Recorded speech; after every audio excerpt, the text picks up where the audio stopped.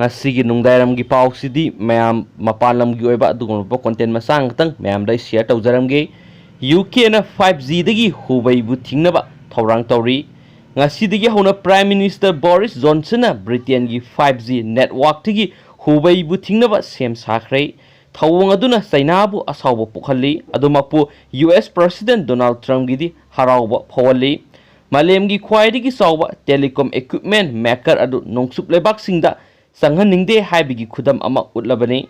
United States na Johnson na taksinduna mahakna January thada 5G da Huawei na akaknaba role ama lohonanaba warep lawkibadu handokhanki Hong Kong na satakhiba track down na London bu pendaba pohonki China na COVID-19 virus ki maramda achumba asengba phongdoktaba adunasu hena yengthinaba hengathanki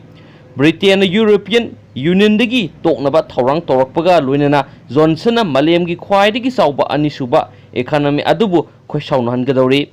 United States na haikibagi matung ina Huawei company na sariba equipment sing aduna nongsup lebak singda spy oina thamlabane maram aduna UK na su Huawei na saba equipment sizuna pham thokte haikibane